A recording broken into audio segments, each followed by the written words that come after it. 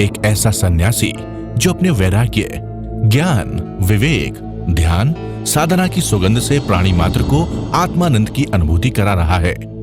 एक ऐसा प्रवचनकार जिसके प्रवचन श्रवण के लिए हर जाति, संप्रदाय, समाज, क्षेत्र के लोग आतुर रहते हैं। एक ऐसा आत्मार्थी संत जो श्रमण संस्कृति की लौ को भौतिकता की चकाचौंध में भी निरंतर प्रज्वलित रखने हेतु संकल्पित है। एक ऐसा आध्यात्म योगी जो अपनी ध्यान साधना के द्वारा पूरे विश्व को सुख, शांति, समृद्धि का मार्ग दिखा रहा है। एक ऐसा महासाधक जो भारतीय ऋषि परंपरा को पुष्ट रखते हुए साधनारत है। एक ऐसा समाज सुधारक जो अपनी परंपराओं के निर्वहन के साथ सामाजिक विसंगतियों, कुरीतियों, आडंबरों पर वैज्ञानिक तरीके से प्रहार कर रहा है। ऐसे महान व्यक्तित्व का नाम है आचार्य सम्राट पूज्य श्री शिव मुनि जी महाराज साहेब। एक ऐसा परिव्राजक जो पथरीले पथ की परवाह किए बिना तपती धूप में भगवान महावीर के संदेश हेतु चरैवेति की महान परंपरा को कायम रखते हुए जन कल्याण हेतु गतिमान है। जम्मू कश्मीर, उत्तराखंड, हिमाचल प्रदेश, पंजाब, हरियाणा, दिल्ली, उत्तर प्रदेश, मध्य प्रदेश, राजस्थान, गुजरात, महाराष्ट्र, कर्नाटक, तमिलनाडु आदि क्षेत्रों में 40,000 किलोमीटर की पदयात्रा करते हुए जन कल्याण हेतु प्रस्थित है। एक ऐसा कलमकार जिसने अपनी लेखनी से साहित्य जगत को हिंदी, अंग्रेजी भाषाओं में साहित्य सृजन कर समृद्ध बनाया है। आपके कुशल आध्यात्मिक नेतृत्व में युगीन समस्याओं का समाधान एवं संगठन के लिए केंद्रीय व्यवस्था के अंतर्गत श्रमण संघ विकास फंड द्वारा साधु साध्वियों की सेवा, शिक्षा, स्वास्थ्य, संगठन हेतु महनीय कार्य किया जा रहा है। ये अनुपम महापुरुष अपनी ध्यान साधना से, अपने चिंतन से, अपने पुरुषार्थ से संसार को एक नए उजाले की ओर ले जा रहा है। उजाला ज्ञान का, उजाला ध्यान का, उजाला उच्चतम शिखर पर जाने का। देखूं साईं, मैं तो शिव में देखूं साईं, शिव में देखूं साईं, मैं तो शिव में देखूं साईं। इस कार्यक्रम के प्रसारण सहयोगी गुरु भक्त परिवार, सूरत।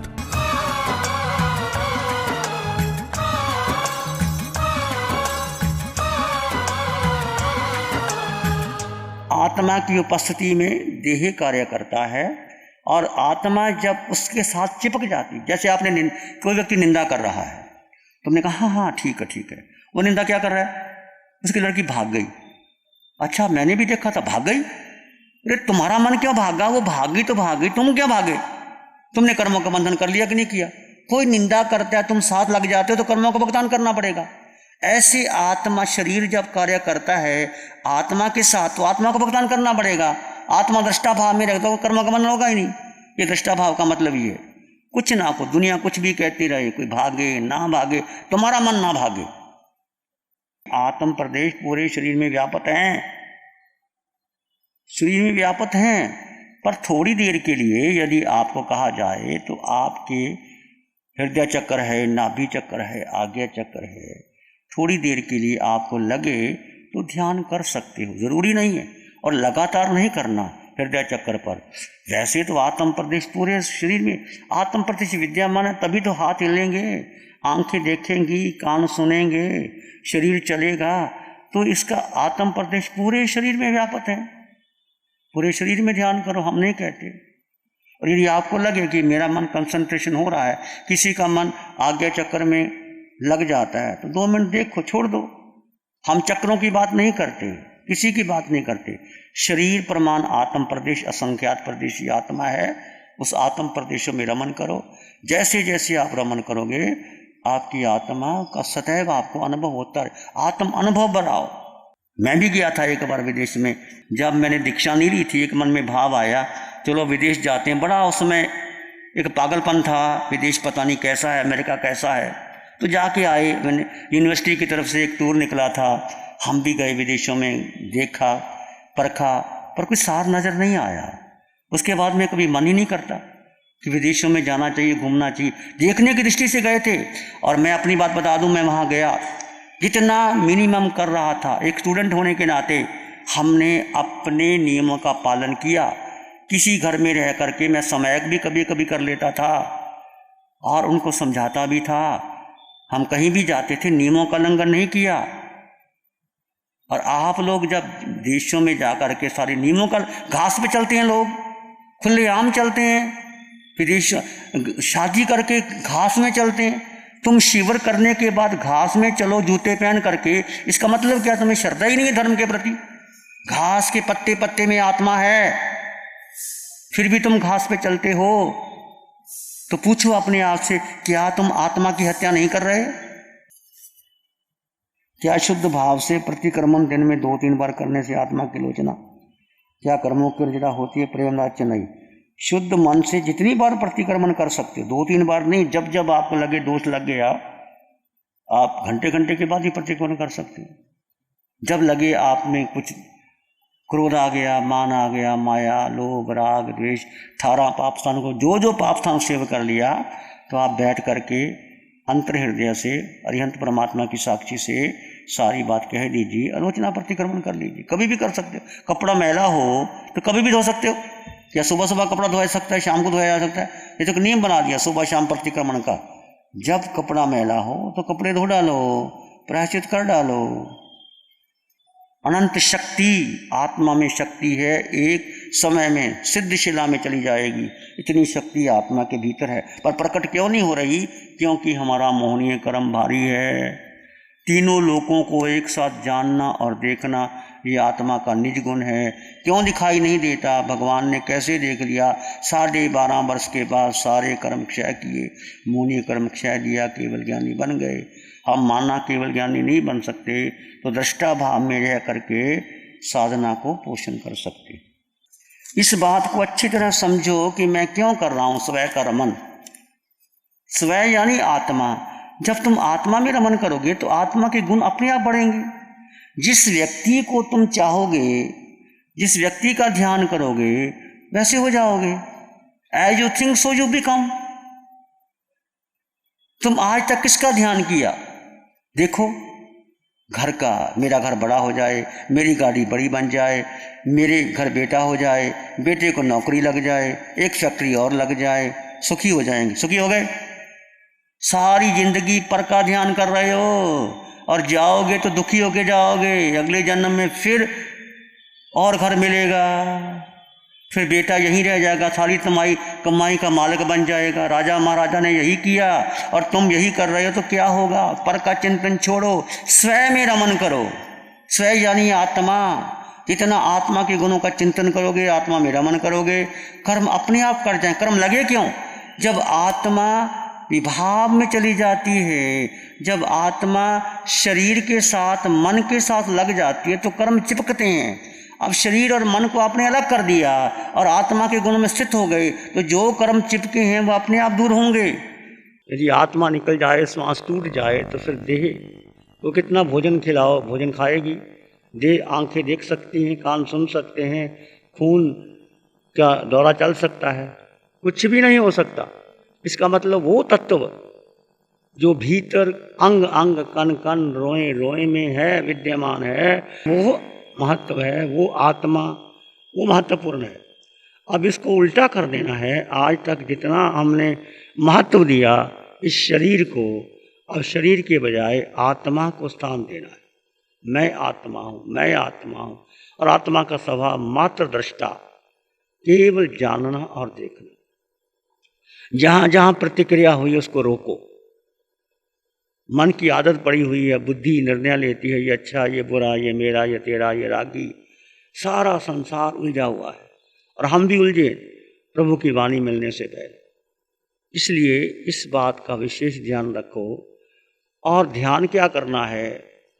स्वयं का स्वयं में रमन करना। स्वयं यानी आत्मा, आत्मा में आत्मा का रमन करना, आत्मा में आत्मा का चिंतन करना। बस यही है महत्वपूर्ण। इसमें मन नहीं मानता, विचार आएंगे, बुद्धि को अच्छा नहीं लगता, शरीर को अच्छा नहीं लगता, क्योंकि हमारी पुरानी आदतें पड़ी हुई है उसी तरह रहने की, उसी तरह करने की, उसको हमें वही अच्छा लगता है, ये अच्छा नहीं लगता। परंतु आप देखिए देह में पीड़ा होगी। अब कौशक शुरू किया गया है, आधे घंटे का कौशक जो आपको करवाया जाता है, इसको आगे बढ़ाओ। आधे घंटे से 35 मिनट, 40 मिनट, 1 घंटा, 2 घंटे, 3 घंटे, जितना। कौशक का अर्थ क्या है कि अपने देह को तपा करके अपने भीतर रहे हुए जो कर्म हमने बांधे हैं उसको आत्मा पर लगे, उसको तोड़ना है, कष्ट देना है। अब कौशक का अर्थ है जो जो कर्म सत्ता में पड़े हैं हम उनको उदीरना करके उनको बाहर निकाल रहे हैं, खुशी से निकाल रहे हैं। कौशक में पीड़ा होगी, निश्चित होगी, और जितना लंबा कौशक करोगे ज़्यादा पीड़ा होगी। और पीड़ा होगी तो पीड़ा किसको हो रही है? अभेद ज्ञान करो, शरीर को हो रही है, मुझको नहीं हो रही। जैसे लोच करवाते हैं हम, दर्द होता है, बाल उखड़ते हैं, तो पीड़ा किसको होती है? देह को होती है, मुझको नहीं होती। इससे बहुत रिलीफ मिलता है, इससे बहुत जागरूकता रहती है, इससे भेद ज्ञान पुष्ट होता है। इसलिए भेद ज्ञान को पुष्ट कीजिए, अधिक से अधिक समय उसमें रमन कीजिए। अब आप भोजन लोगे, भोजन कौन ले रहा है, नाश्ता कौन कर रहा है, कौन चल रहा है, आज तक हमने किसको महत्व दिया? प्रतिपल प्रतिक्षण जो जो श्वास आत्म रमन, आत्म चिंतन, आत्म निरीक्षण, आत्म परीक्षण में रही, वो तुम हो, वो आत्मा है, और वही श्वासें आपकी सार्थक है। बाकी सारी श्वासें बेकार चली जाती हैं। ध्यान में बैठते ही कहा गया कि निरीक्षण करो कि जो जो समय आपका मिथ्यात्व में चला गया, नींद में चला गया, आलस में चला गया, बेहोशी में चला गया, ये सब बेहोशी है। आत्मा के अतिरिक्त जो भी क्रिया हो रही है ये सब अविवेक है, बेहोशी है, मूर्छा है, अज्ञान है, मिथ्यात्व है, माया है। इसको अच्छी तरह समझ लीजिए।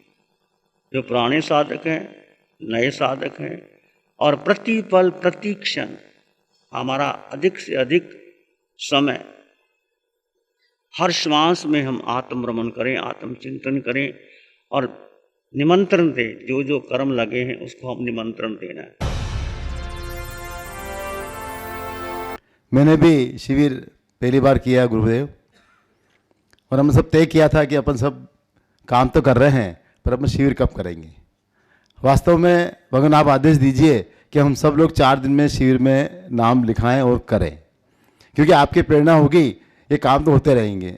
मुझे इस शिविर में सबसे अच्छी बात ये लगी मौन की, और ये आलोचना जो हुई है जीवन में, ये जीवन की आलोचना समझूं मैं अपने आप को कि ये जीवन में आलोचना कर करके मैं अपना उद्धार कैसे कर सकता हूँ। प्यारी गुरुवाणी है, बड़ी ही सुहानी है।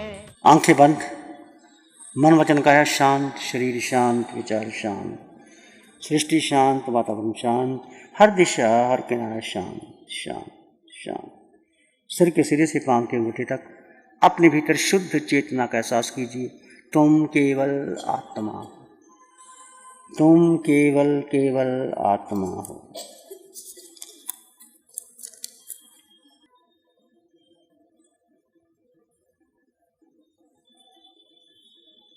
मैं आत्मा हूँ, सर्वगुण संपन्न परिपूर्ण आत्मा।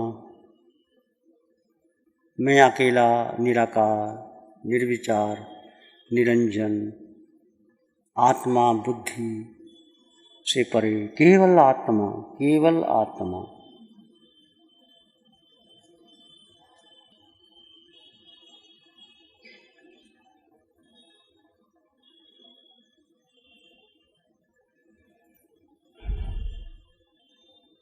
मैं आत्मा हूँ,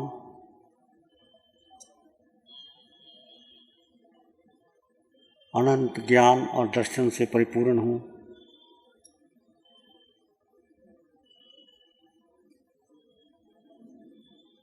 मेरा स्वभाव मात्र दृष्टा है,